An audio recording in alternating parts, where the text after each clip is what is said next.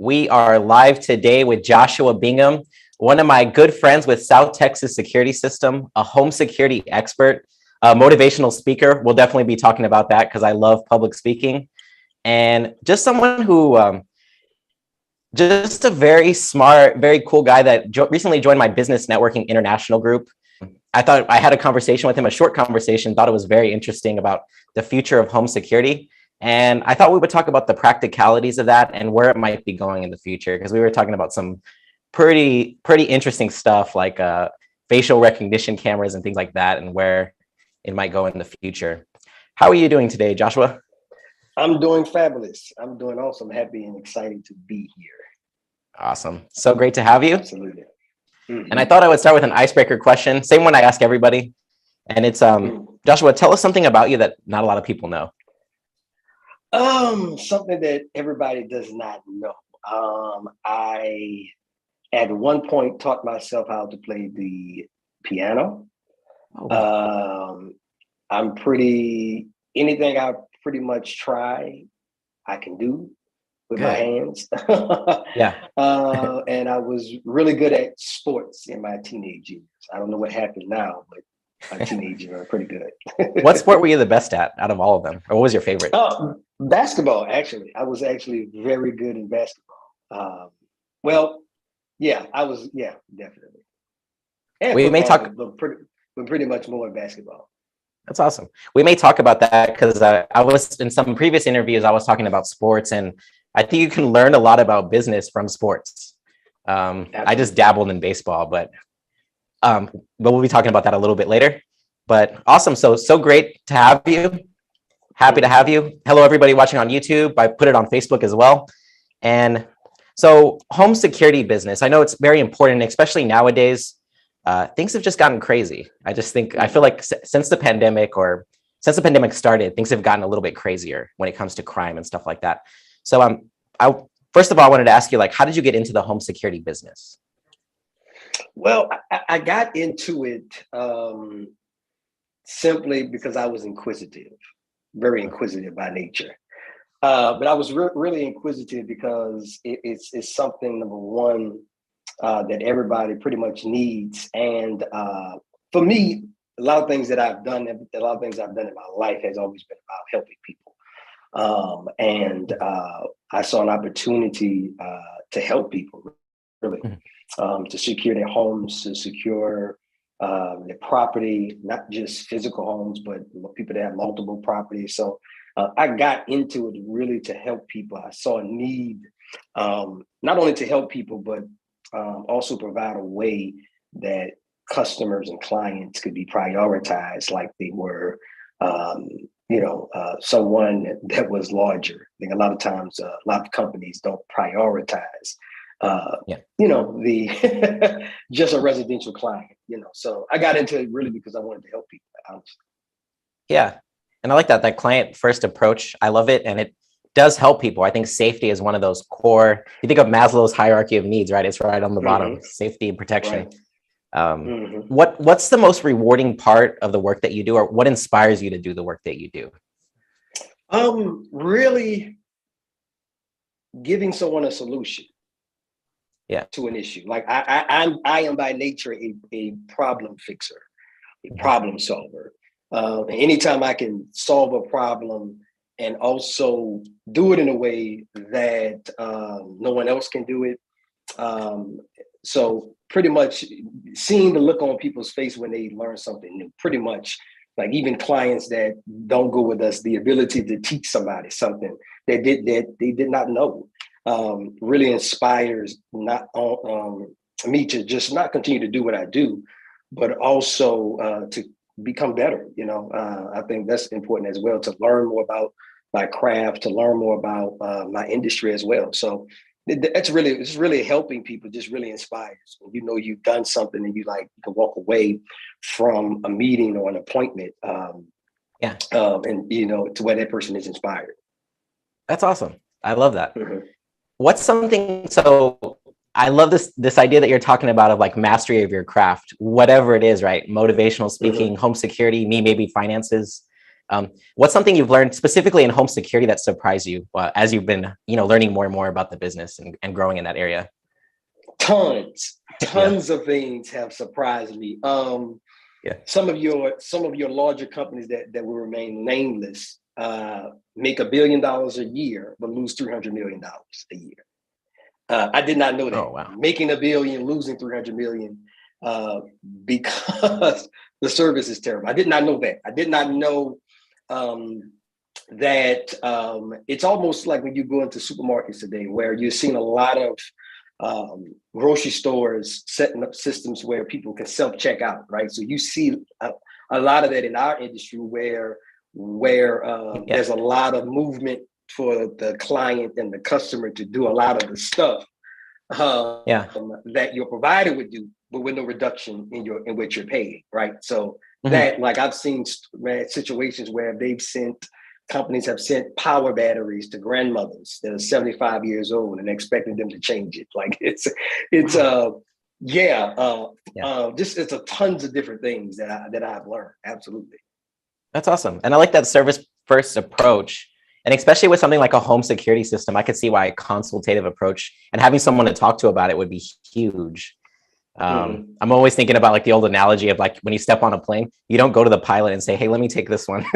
You don't do that. It's like you go to the experts who know what they're doing, and you definitely get what you pay for.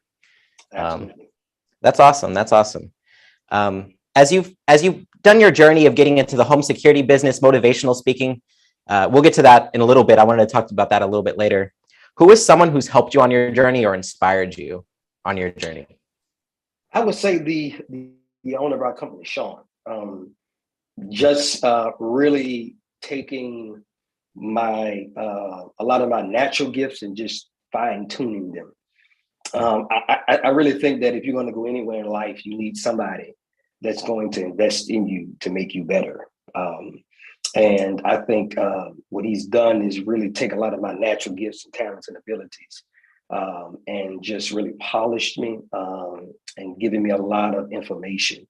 I've had to do the work, but you always need somebody that can add more into your toolbox, Absolutely. In anything. Those mentors are huge. I love that. Very cool. And what's something specific that he taught you, or something specific like a lesson that you learned from Sean that's impacted you up until today? Bunch of stuff, man. Bunch of stuff. I would say detail, attention to detail. The devil's in the details. What I've learned, and a lot of my motivational skills transfer into what I do in home security and sales and stuff like that. But details, information. The more details you can tell people speaks to your level of expertise. But the trick, Joseph, is to package the details into a story to where it's relatable. Now, no one wants to sit there and you just spew off 20 different line items of specifications of what something can do, right? It's better to take 4 of those things and package it in a relatable story that is practical now. So taking that part, because I'm a natural nerd at heart, but taking that, packaging it is all in the packaging, taking details, taking information and packaging it in a way that is relatable to people and people can clearly see. People should not have to wonder about what you do and wonder about what you provide, but the ability for them to just see it. So that's one of the things, really taking details, taking a bunch of information, right? Taking this big massive pile of information, right? Condensing it in a way and packaging it in a way that is easily acceptable to someone receiving. I love that. That idea of taking, because you're right. If you're just giving like, this has so many megahertz of whatever data or something, I was like, okay, cool. Just say it's fast. Your brain shuts off right away. Just say it's fast. Just, no one cares. Just say it's fast. It's like with Steve Jobs, right? He used to say, you can fit 1,000 songs in your pocket type of stuff. That was making a lot of details into basically a very simple thing. Exactly. Awesome. And when it comes to that, I love that idea. And it connects to both their motivational speaking that you did, which is, that's unique to your journey, as well as the home security. So tell me about a time when you told someone a story and it helped inspire them to make the right decision. Say every day. Yeah.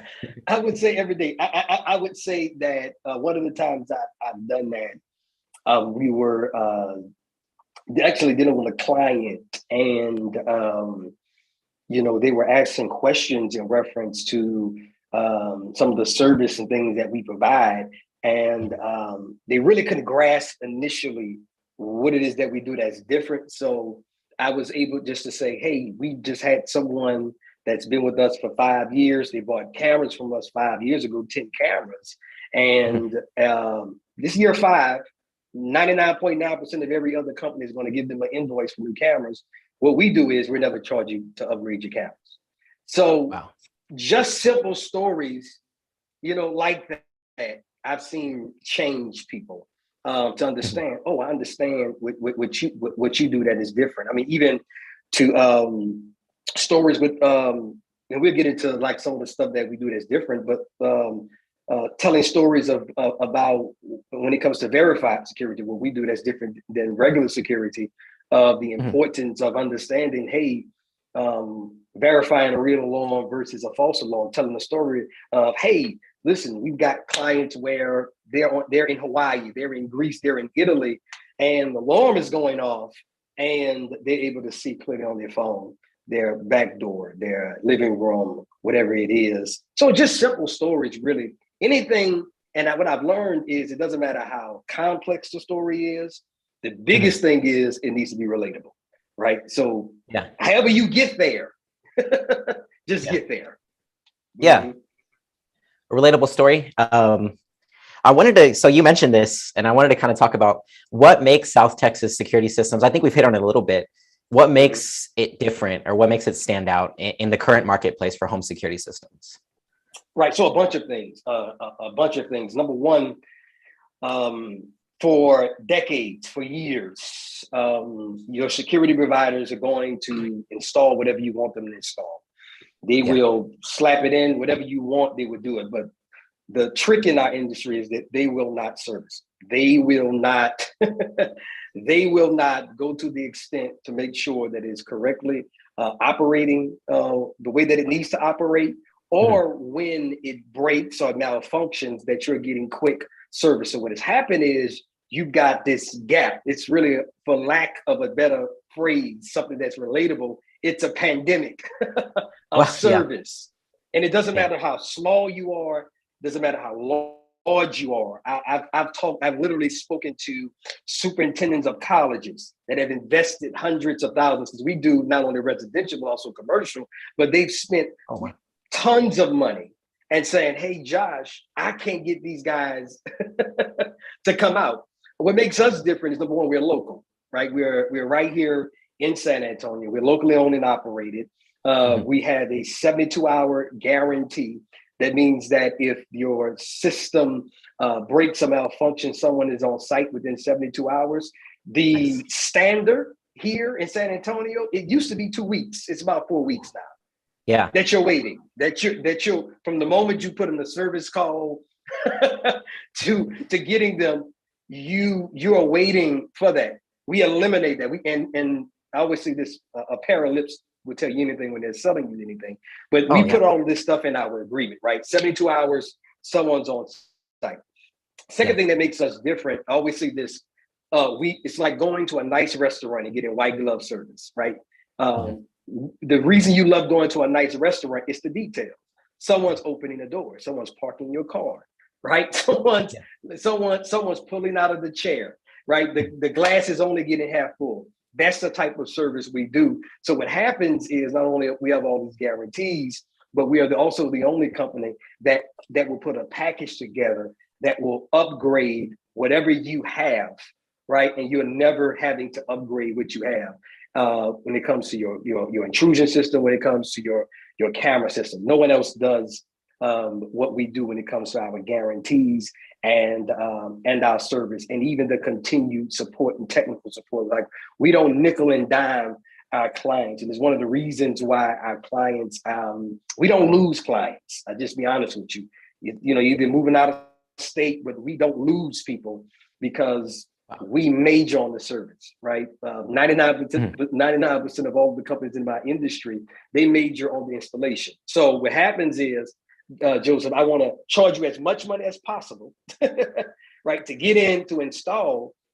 But when you have an issue, right, I'm not leaving a $10,000 installation to come service you for 200, 300, 400, 500 hours. What we do is totally different. We prioritize the service. I'm not leaving my client to go chase the installation. So people get that white glove service. It's all the unique guarantees, the continued technical support that people just love what we do. I love that. So that's the way business should be done, but it's so rare that it's done that way. I think there's a lot of short-term thinking when it comes to a lot of businesses. But that long-term approach of taking care of your clients first will always pay off in the long run. Sort of like the tortoise and the hare, maybe type of thing. That's awesome. I like that. Yeah, that's awesome. So let me see here. So I wanted to get into the practicalities of choosing a home security system. You kind of hit on this idea of personalization. If you could talk about that a little bit, but just thinking about people's situation, there are people watching who have homes. What should they think about when choosing a home security system? What are some of the things that maybe people overlook when it comes to that? Right. So tons of stuff that people overlook. One of the first things that people need to do is to ask the important questions. Much like when you buy a car, right? There are questions you need to ask. One of the questions that I always say people need to ask is, hey, if this breaks, what do you do? No one asks that question, Joseph. No one asks, how long does it take? That if this is malfunctioning, how long from the time I place a call that someone is at my doorstep knocking to service it? No one asks that question. No one asks that question. No one asks, is the system that you're placing in, hey, what if you guys mess up and I want to go to another company? Can someone else service this? Because what you find is that 95% of companies will, in fact, install what we call proprietary equipment, meaning that no one can service it but them. So think about it. If I know no one can service it, I'm not incentivized, right, to really come and service it when you have issues. I'll get there when I get there. Because what can you do? Can't go anywhere. Can't call anyone else. Ask that question.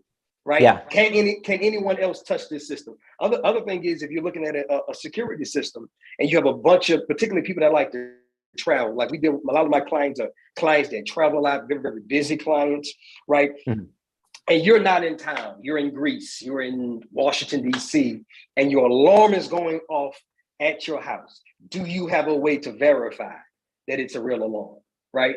Right. So what we do is I always say, ask for verified solutions. Ask for a way that, hey, if my alarm is going off, can I look at my phone and see that I can verify? And I'm gonna tell you why I say that. 9 out of 10 of every alarm, 9 out of 10 of every alarm is false. 9 out of 10. 90% of when. So what I'm saying is, what goes into the local monitoring station, the calls that police get, 90% of them are false. What happens there is that police don't respond quickly because they know 9 out of 10 times it's a false alarm. What causes that? Ruffled papers, the AC kicking on, people leave their pets in the house. And what happens is you got slow police response. And then on top of that, not only the slow police response, is that you will get charged. People don't recognize that. You will get charged if the cops have to continually to come out, right? To have to come out and come and say, hey, we checked your home. So ask for verified solution. We have verified solutions where, right, it's just not a motion detector. It's a small camera in it that records a 5-second clip to where when the motion goes off right from your phone in Washington, D.C., in your hotel, on the beach in Italy, you can see, oh, somebody left the cat in the house. Somebody let the dog where was supposed to be. So ask for those solutions. And also finally ask for, what are your guarantees? No one asks these questions, right? The only thing people ask is, how much does it cost? And this is what we do in home security. How much upfront do I have to pay? No one asks what is the value that I'm getting, right? What are your guarantees, right? In 3 years, are you giving me a discount on new equipment? Do I have to buy new equipment? No one asks those questions. So I would say some of those questions are important when choosing a home security business, when choosing even camera systems, right? You need to ask those questions, right? And listen, if a camera goes down, what will you do? If this breaks, what will you do? So those are just a few things that you need to ask. Mm-hmm. Okay. I like that insight perspective on what you need to be asking, because it makes sense. People just think about the cost. They don't think about the deeper issue of like, will it actually work? Yeah, absolutely. Will it cost me money? Like, will the police have to keep coming out? And it's like, oh, this is another, that could be another cost, right? Yeah, so absolutely. Very cool. I like that. And what tips would you give someone, like, say someone who doesn't know anything about home security systems and they were choosing one? Would it be those questions, or is there anything that people should be looking at or thinking about that they usually don't think about? Definitely everything I said, right? Yeah. But I would also say that they should also, what you also should see is that hopefully this company is coming out to you, right? You don't want to get in the business of buying stuff online and no one has ever came out to see your home. How can you effectively put a solution together for my home when you have not seen my home, right? If you are purchasing a system and all you're doing is telling somebody, I have a front door, a back door, a side door, I've got 7 windows, you do not want to know. You want someone. Listen, I always say this: don't make it difficult. But make people earn your business. And what happens oftentimes is a lot of times when larger companies bank on the fact that you will not make them earn your business, right? Wow. I'll push that name in front of you and you're just going to go with me because of my name, but you're not going to make me earn. Don't make it difficult, right? But make people earn your business. You are paying for it. They're not doing you a favor. Right? They're getting paid. Listen, they're getting paid, right? We're getting paid. So make someone come to your home, make them walk around your home, right? Because what happens is that means that you are important, right? And I think that's one of the things I think that people need to be. If they're not coming out within, if you make a call, you want someone to be able to come out within about 7 to 10 days. Yes. If they come out within 7 to 10 days, they're serious about what they do. And they're going to be serious about prioritizing you as a client. So that's one thing that people don't look at. I think is important. Okay. That's awesome. And then y'all have that 72 hours. That's amazing. I like that. Yeah. So I'm also I have my books here. I'm using them as a mouse pad. I'm also you said you were a nerd. I'm a sci-fi fan. And I wanted to talk about the future of home security, or what would be considered cutting edge right now, and what you think the future of home security is. Because I thought that was very interesting. We were talking a little bit about, like, what is that, like connecting cameras to the internet and you can see like this is this person. Like they do that a lot in China. They have like facial recognition. Right. So what would you say is cutting edge right now for someone who has a lot of security issues, maybe like a celebrity, someone who's in the spotlight, that's considered like the best of the best when it comes to home security? I would say, so the best of the best in home security is going to also slide over into the area of usually what's the best of the best for commercial security. Okay. So what you're looking at for as far as cameras, right? You're looking for advanced AI. You're looking for there are cameras on the market that do facial recognition. There are cameras on the market that do article of clothing recognition, vehicle search recognition. We've got clients where to where they are able to upload a picture into the platform, and everywhere that camera is, it is pulling footage of that face, right? So if I'm walking into their home, right, and they've got this mansion and they've got this type of camera in every different location, right, they're able to really search who has access to their facility, right? So that's the the future of the cameras. In really, and also integrating those cameras into some form of access control to their houses, where the camera has to recognize you to unlock the door, Yeah. Right? Biometrics, eye scans, fingerprint scans. Like the future is going to move more into some of the high levels of technology. Right now, I would say a lot of the AI, a lot of cloud-based cameras, a lot of technology, even into intrusion systems, that integration. The biggest thing now with technology is integrating everything to really communicate with one another and do a whole bunch of things and having everything in one platform. But you're going to have, as we move into the future, you're going to have so many different levels of home. You just got to think, as advanced as the technology can be, that is where we're moving.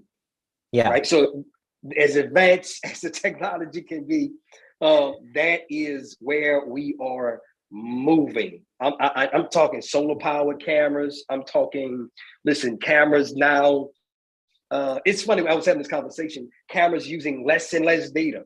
I was dealing with a client and he was saying, Joseph, hey, I've got Cat 6 wires that can do so much data. And I said, well, newer cameras, they made newer cameras to operate on less data, right? Wow. I mean, some of these cameras are operating on as much data, let's say as a PDF document, as a page. A camera, like a video. A camera, like that's a video. Crazy. It is compressing data like never before. This is the technology. Wow. Is bananas. I mean, there are tons of different things that is out there for us: camera systems, access, fingerprint, biometrics. The future's bananas. I would say the top of the line stuff is AI stuff that you can facial recognize.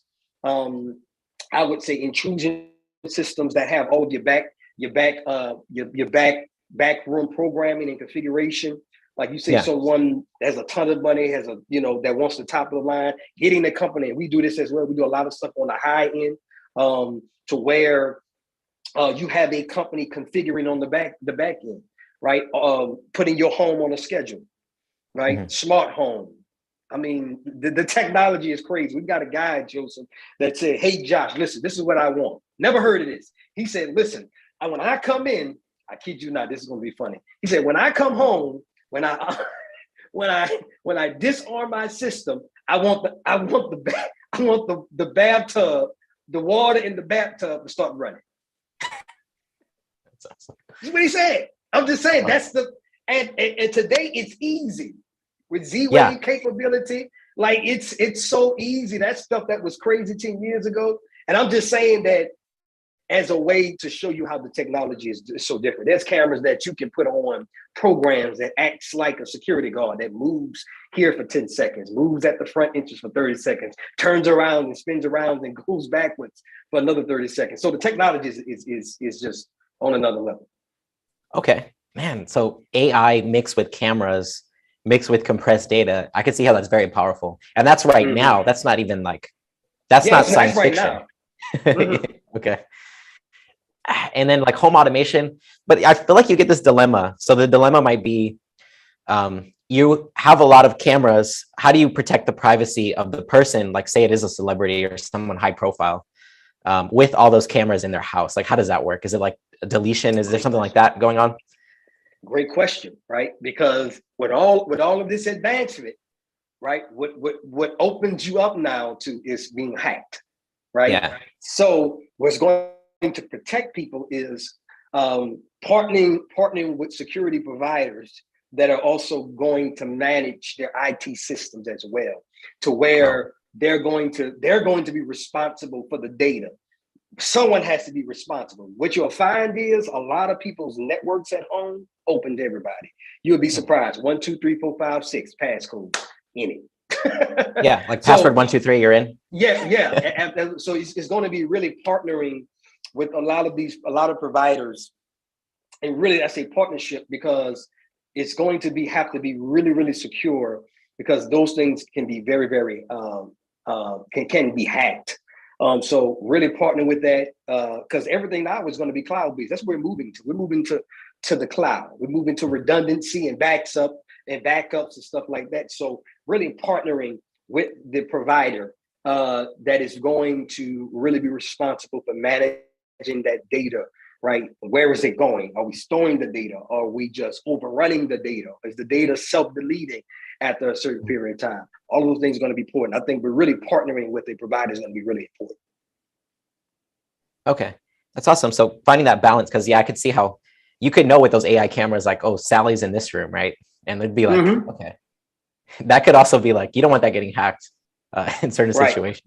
Right. I mean, you really don't want, and a lot of people really don't want cameras inside the home. They really want them outside the home. I wouldn't want cameras inside my home. I would want them, on the perimeter. But there's some, like you said, there's celebrities, there are certain people that want cameras inside the home. So that data becomes very, very, very, very important and valuable, right? Because it's inside. So yeah, absolutely. Okay, awesome. So you got AI cameras. What would you say is the future, if you're thinking about like the future of home security, or what would you like to see it go? Great question. I would like to see it go more and more into automation.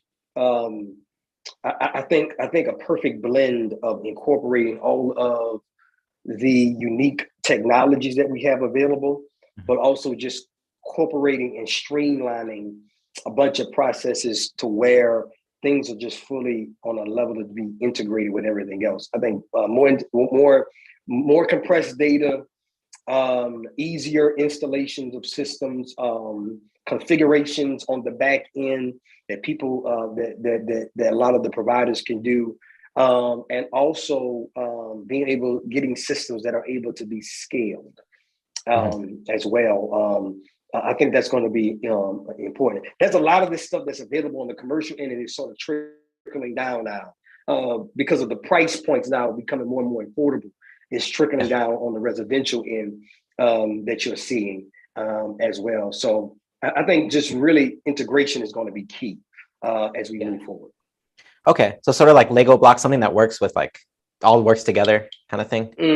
Or absolutely. Okay. Yeah, absolutely. Awesome.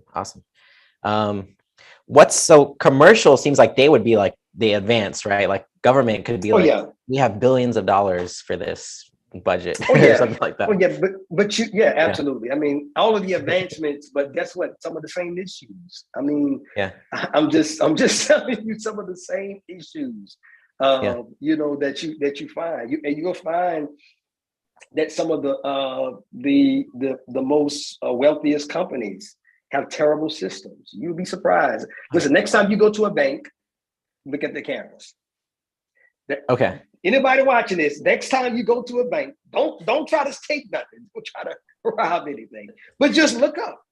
And what you'll see is cameras that are about a foot long. 8 inches, not arcade, outdated cameras. So you'll be surprised that some of the wealthiest, banks got all the money in the world, terrible cameras. Terrible. Terrible. That money's not going to interest no, I'm just kidding. Awesome, man. So I was going to ask you, like, what's the top of the top? Because I'm trying to go towards the future of commercial security systems. Like, because now I'm thinking about like prisons and stuff. Like those have crazy security systems, I'm sure. But like, what's like the top? What's like the new wave in that realm? Well, you're going to have an integration. Yeah. Right. Between physical security and on-site security. So the future is going to be really access control, like fortifying doors to where you literally can't get in unless you have some credentials. Like that's the future. The future is access control, controlling entry points into the facility based on credentials. And as we move into the future, you're going to, like I said, biometrics. All that stuff we saw in the movies, put your eye to a scanner, like that is in process now as we are moving on, right? But the systems, like the companies that are making those top of the line, are the same companies that are making the residential stuff, right? You're not, the manufacturers are not like that. The manufacturers not, we just make this. They're making everything. Like, so your Honeywells, your 3X Logics, there's all types of cameras, Makata, Touring, just a whole bunch of different things. So They are in the business of making everything. What you're going to see is the best form of security is always going to be the integration of not only all of this stuff we're talking about, but some form of also physical security as well, right? So like at prisons, right? You think prisons top of the line, right? What you're going to find in prisons is what? A bunch of doors, a bunch of cameras. Not a whole lot of, and within the features of the cameras, you're getting like motion detection, you're getting facial recognition, right? You're getting those cameras programmed to understand that this person does not have access to be in this area. So that's kind of the top of the line. Even moving to residential, access control. Access control has just become affordable enough for residential clients to secure their homes. And when I'm saying these systems, just a next level, cloud-based, I can unlock, I can be in South Africa, and I can unlock my front door. I can be in Japan. Listen, I can be in Japan, and Joseph, you can come to my side door to drop something off, and you need to bring it in the house, and I can look on my phone, because I've integrated my phone and that access control at that door, and say, you say, hey, I need to put this in your house, and unlock the door. Or I can configure the system to recognize you, and it unlocks the door. Yeah. It's just next level. And this stuff is here now. Awesome. Yeah. This is here now. Right. Yeah. Exactly. Yeah. I saw one thing, which was it was a door that was connected to the blockchain, where if you owned certain credentials, you could get in and it let you in. If you didn't own it, it wouldn't let you in, which I thought was pretty cool. And that's another thing. Like, you're going to see the incorporation and the integration. Like I said, integration is everything. You're going to see the integration into the metaverse. You're going to see all of that stuff. Wow. Yeah, you're going to see that. That's going to happen. I love it. So I want to ask you about a few things that I think are interesting. What do you think about like panic rooms or like hidden rooms? What do you think about that from a home security standpoint? I think they're good. I think when properly designed. So if you're going to have a panic room or a hidden room, the thought process has to be, number one, getting to it, right? Number two, what's the process? Is it just hiding, or do you want an exit outside of the house as well? Right. Okay. So I think that is key. I think that if you're going to do a panic room, I think every home, every business needs a panic button. Oh, wow. Right. A button to where it is pressed and the police come. That's just me. I just believe that the world that we live in, and the reason when people say, well, it's overkill, it all takes just one time. And this is the thing, like it only takes one incident that everything we're saying makes sense. Yeah. Right. So I love it. I just think that they need to be well designed. Need to be well designed and stock it, you know what I'm saying, with food, supplies, have a way to call out or let someone know what's going on, and have it be secure enough to where someone can get in. So I think it's a good idea. Yeah. That's awesome. You got me thinking, because Hollywood made a panic room, right, where you're locked in and you're trapped and the intruders are coming. There was a movie, I think it was called Panic Room, that kind of had that premise, but that's genius to have a way out, an escape route, which makes sense. And that's cool. You could even have like a whole security system set up in the panic room so that you could just lock down the house and shut everything down. Exactly. Yeah. That might be a cool idea. Yeah, put a panel in there. And when we say panels today, we're literally talking about touchscreen pads. We're not talking about big block junction boxes. We're talking about touchscreen pads. Put one in there to where the house can be locked down. Certain parts of the house can be locked down. I mean, we talked about advancement. We haven't even talked about defense mechanisms. I mean, there are security systems that you can literally build your system to have defense measures in it. You know, defense measures. You can program the system to, I don't want to get too sci-fi, but to drop a wall on someone, to release gas in a room. I mean, there are tons of different features that are available. Absolutely. Yeah, that would be pretty crazy. Like, you just go to your panic room, press a button, they're locked in that place, and then the police come and get them. Pretty much. Exactly. That'd be crazy. Man, okay. I never thought about this, but yeah, it does get deep. And I'm thinking like there's huge need for security with certain places. Like museums are another, that's like the opposite of a prison now that I think of it. Because a museum, you're trying to keep people out from, and with the prison, you're trying to keep them in, I guess, if that makes sense, from certain areas. So that's cool. Let's see here.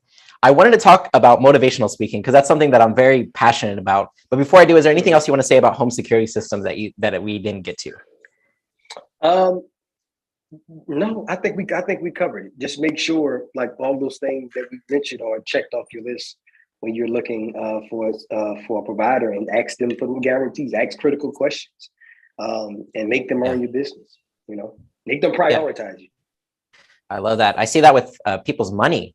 They're afraid to ask their financial advisor questions. And it's like, this person's managing like hundreds of thousands, maybe millions of dollars of your wealth. Like it's your money. You can ask them any question you want to. Right. Exactly. Yeah. So I like that. That's a great way of doing it.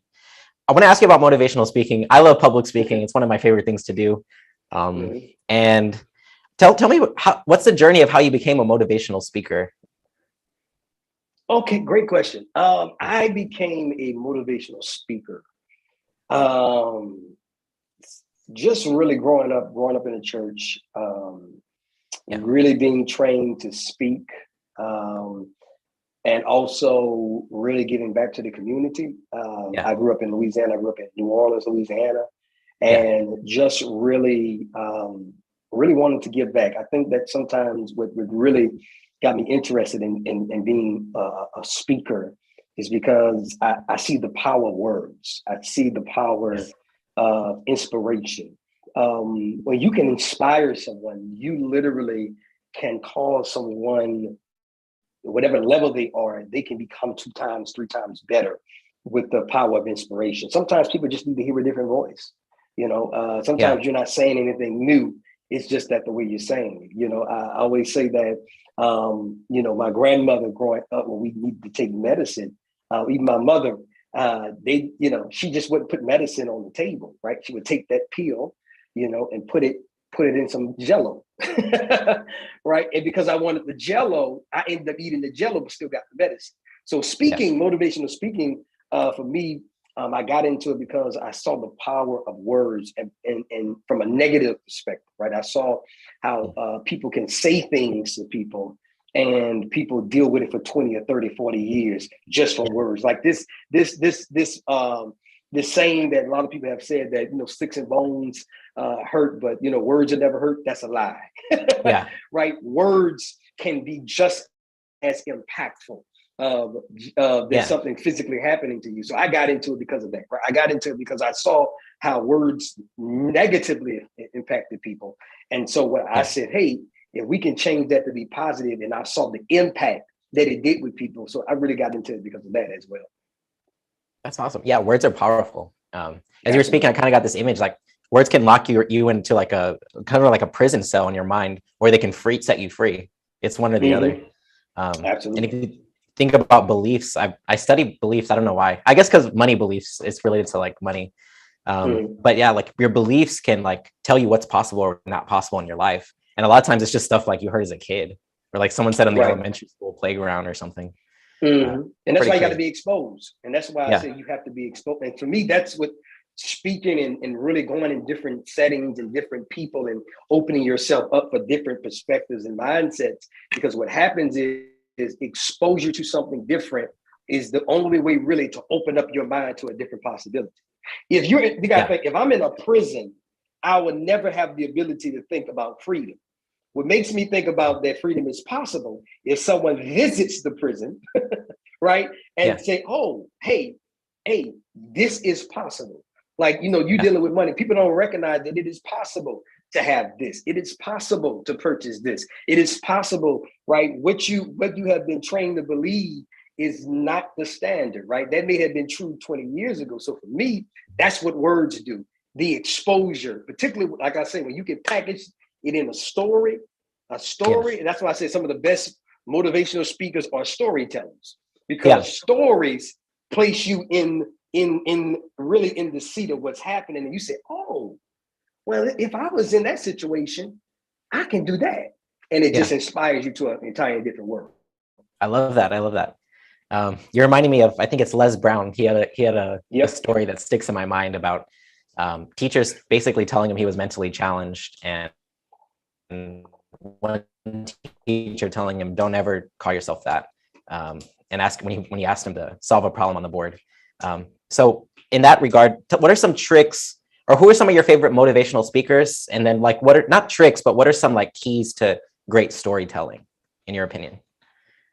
I think some of the keys to great storytelling is, number one, recognizing who you're talking to, right? I think a lot of people make a mistake and want to talk about what they want to talk about, right? I think you have to, the first step is you have to analyze, who are you speaking to? What is your audience, right? Yeah.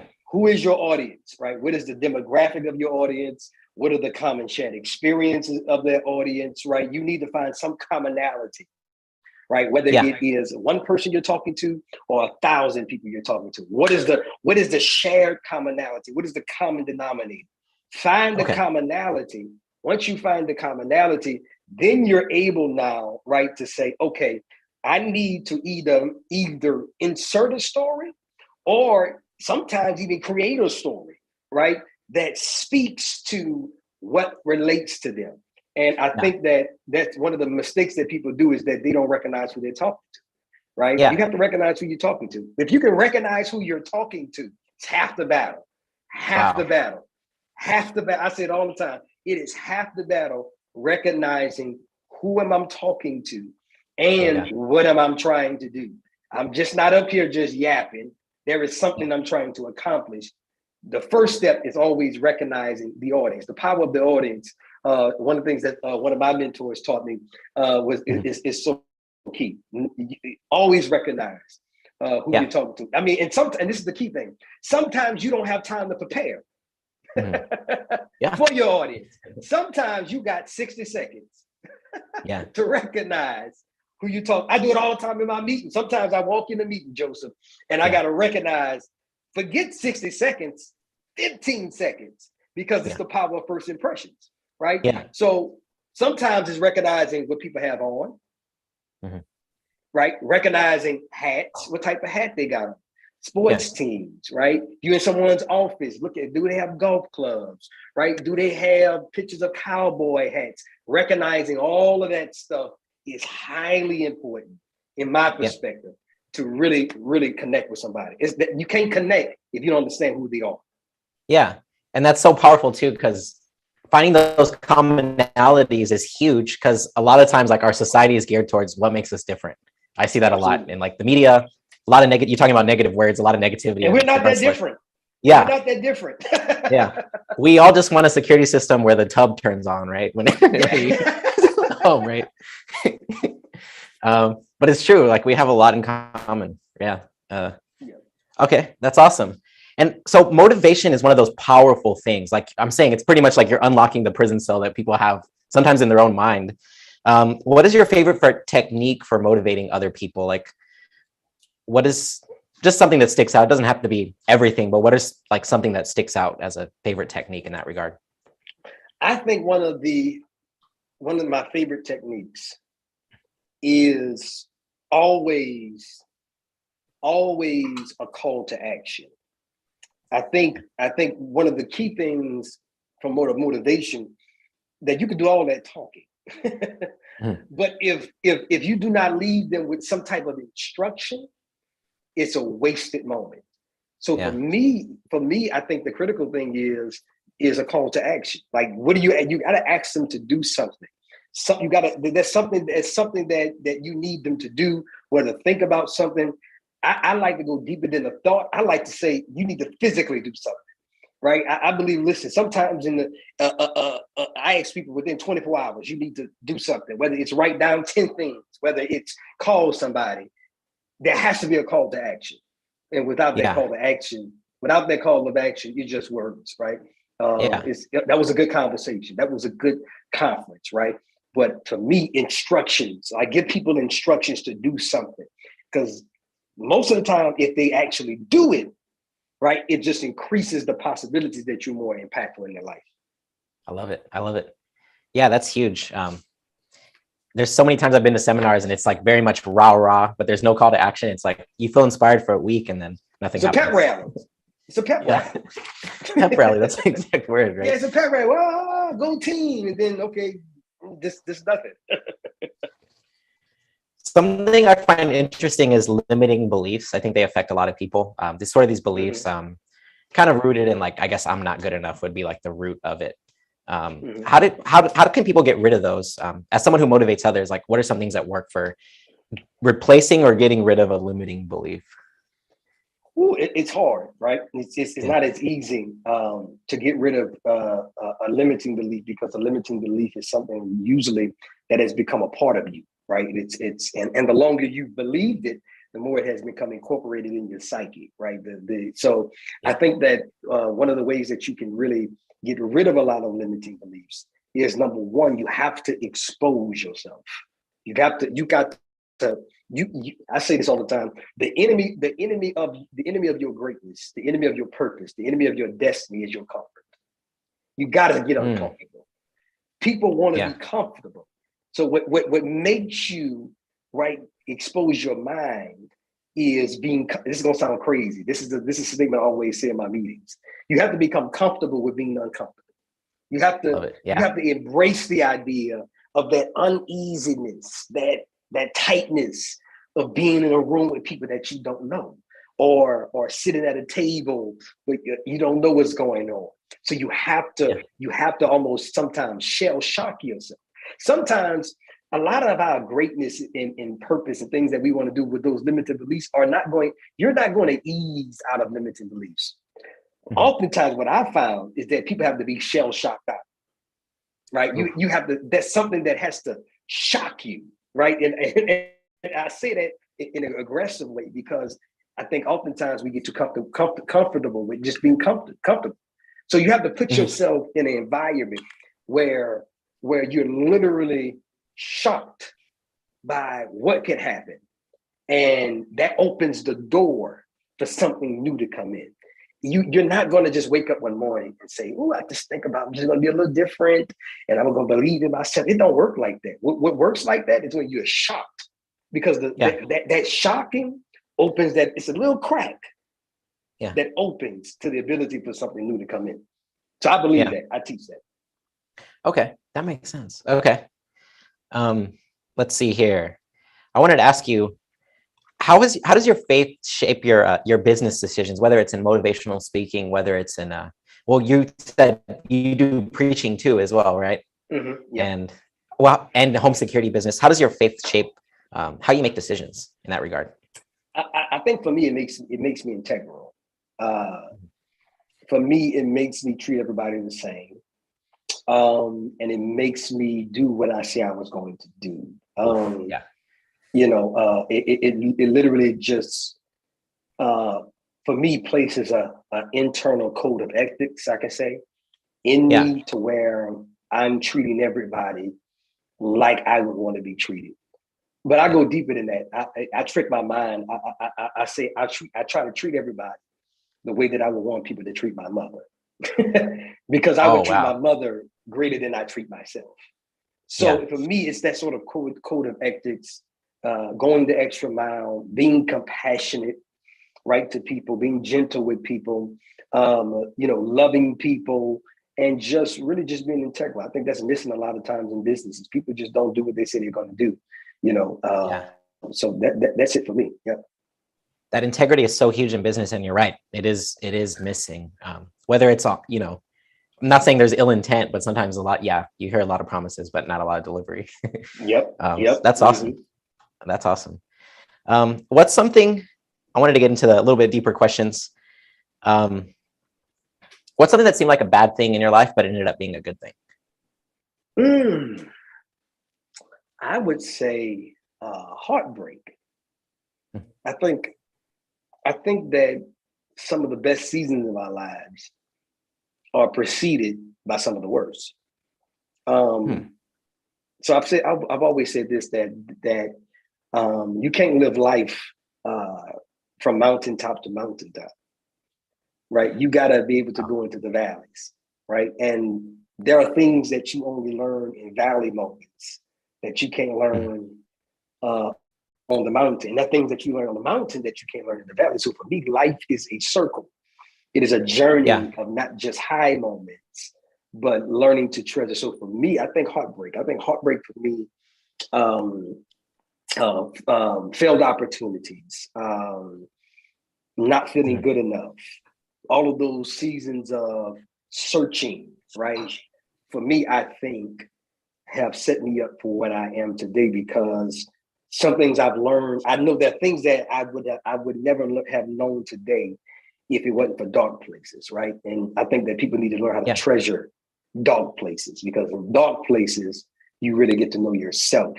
And there's things you can only learn in the dark that you can't learn in the light, right? So you have to treasure. That's why I say you got to learn how to become comfortable with being uncomfortable. Wow, that's powerful. And that goes back to the beliefs, right? It's like you shell shocked, you get shell shocked out of that. And you realize you can change your life. So yeah, I really like that. Okay. Let's see, I wanted to ask you, what's something that you know, Josh, that you think a lot of people in the world do not know? Or what's something that you've learned in life that you think a lot of other people don't know, or the majority of people? That's a great question. I would say that the journey is just as important as the destination. Yeah. You know, I would say that the road to success is just as important as the success itself. Because there are things you learn along the way that become incredibly valuable, right? You learn who to trust, you learn who the people that are seasonal, and then you learn the people that are going to be there permanent for a long period of time. So for me, I think for me, a lot of people don't understand that the journey, and I think sometimes we're so focused on trying to get to success that we don't treasure the journey, right? And I think this is how people become successful and still miserable, because they didn't treasure the journey on the way to success, right? I'm successful, but I don't have a relationship with my kids, right? I'm successful. I got all the money, and I talk to guys like I've got everything I wanted, but my son doesn't want to speak to me because along the way you didn't treasure the journey. So for me, I think I know that many people don't know is treasure the journey, right? Take time in the journey to look around and treasure the people that are there, because nothing is more terrible, right? I think I saw a survey one time, Joseph, where they interviewed a lot of rich guys, a lot of rich, wealthy people, and they asked them on the deathbed their regret. And the number one regret, the overwhelming regret, was they did not take time for family. They didn't take time to prioritize their children. And I think that for me, that's so important, that the journey, right? Don't be so focused on the end goal that you don't treasure the journey. That is powerful. I love that. Thank you. Thank you. Josh, what's a pivotal moment in your life that has shaped how you see the world today? Ooh, man. It's a great question. A pivotal moment in my life that has shifted how I see the world today, I would say going to college. Okay. I would say, because when I went to college, I was exposed, and I go back to exposure to just different people. I would say even like I took a trip a couple of years ago when I went to Morocco. Like it changed me, man. Like seeing, I am a studier.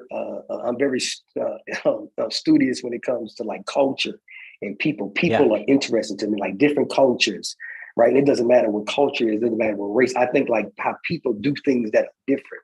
So for me, like going to that exposure to people that were different from me, that talked different, that ate different, that had different set of belief systems, changed me, because it exposed me to the world. And it was a different world than I grew up with, but it changed my focus to incorporate and say, hey, the world is so much bigger than where you are from.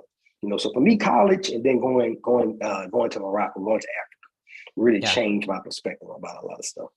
I love that. I think traveling and seeing different cultures, it definitely is another way to shell shock you out of certain beliefs. Like maybe the way we do things isn't the absolute perfect right way. And then you recognize how blessed you are. It makes you more appreciative of what you actually have when you see grateful. that hey man, listen, these people are listen, what we have here, listen. So powerful. For me, that travel piece is important. That's amazing. I like that. A few more minutes, 5 more minutes, is that okay? Yeah, absolutely. Respect your time. Take your time. Okay. Awesome. Josh, what do you want your legacy to be? Ooh, that's a great question. Honestly, I want my legacy to be someone that helped a bunch of people. But number one, I want my legacy to be here on earth. I want to be a great husband, a great father. Not married yet, but will be. Great husband, great father, great family man, and someone that helped a bunch of people just unlock who they were and really become better people and have more opportunities. I want my legacy to be as someone that opened the door, opened the mind of millions of people. And before that, and then just a great father. I think that's one of the greatest things, man. For me, I know everybody's not like that, but for me, I think when your kids can look at you and say you're a great dad, for me, that's one of the ultimate compliments that I want when I get ready to leave this earth. Yeah, absolutely. Wow, that's awesome. I like that. And question, I'm ad-libbing because you mentioned a call to action. For anyone watching today, what would be your call to action to them? First off, my call to action would be look up South Texas Security Systems. Look us up. Look up the thing. Go to our website. Check us out. Look at all of the services that we provide. And then I would say, as a call to action, look for environments that will shock you. Look to put yourself around people that are different shade of color, different language that they speak. I guarantee you will grow by being around people that are different, right? Whether it recertifies your beliefs or whether it adds to your beliefs, you become a better person when you expose yourself to just different belief systems, different processes. So my call to action would be that always, and I say this even for successful people, every 6 months, throw yourself into something that, like you did, Joseph, with the metaverse and stuff, right? Throw yourself into something that forces you to open your mind up to a brand new world. Yeah. That's my call to action. Yeah, and you learn so much doing that. I love that. I love that call to action. And want to talk about South Texas Security Systems. Like, I love what I'm hearing. Personalized approach. It's something that your safety of your family is such an important thing. And you want to have a personalized approach where you're getting what you actually need, not just like a one size fits all box that you just ordered on Amazon. People who will help you when you need help with the system. And just making sure you have a secure system is so huge. As technology grows and artificial intelligence, stuff like that, you want to make sure that you're not vulnerable to attacks, either hacking or things like that. So I think that's powerful. Definitely check out South Texas Security Systems. I put Joshua Bingham's information in the description box. You can check out his preaching, his motivational speaking. Put your Twitter in there. So check out the stuff he's doing. It's great stuff, inspiring. And let's see here. And I wanted to ask you a final question on that regard. So before we let you go, Josh, if you could leave the audience with one final message, what would that be? One final message would be keep pressing. And no matter where you are, just keep moving. Sometimes, and don't allow the dark seasons and pain and things like that to get you down. Some of the most successful people don't see success until their late 30s and 40s. My last message would be to a bunch of people that are watching, particularly those people that are in their 30s, in their 40s, and you feel like you have not accomplished anything. Keep going. Some people do not get it. Some doors don't open until you just keep pressing. And my final word, Joseph, is simple: that victory is oftentimes reserved for people that just keep moving. I love it. Right. Sometimes don't give up. Sometimes you win just by not giving up.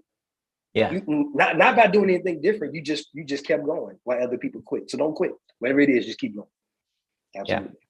I like that. That's awesome. And let me see. So happy to have you, Joshua. Anything that we missed? Anything else you want to say before I let's see, stop the live stream here? I think listen. I enjoyed this. I enjoyed the dialogue. I enjoyed the interview. I would definitely implore people to check us out. Call our business line at 210-612-9021. That's a direct business line to me. Ask me questions, anything you need to know about security, camera systems, any question, just call that line and we'll talk to you. We'll get someone to come out. But I enjoyed this. This was great. You was a wonderful interviewer, and I appreciate the time and the space. Thank you too, Josh. Thank you for your time, and really appreciate it. And be sure to give Joshua a call. Be sure to check him out on social media. And thanks for watching. And don't forget to like and subscribe. I put it down there on the whiteboard. I don't know if you can see that. So be sure to like and subscribe. And bye-bye. Bye-bye, y'all. Have a good one. Awesome. Thank you, Joshua. Let's see. No problem, man. I appreciate it.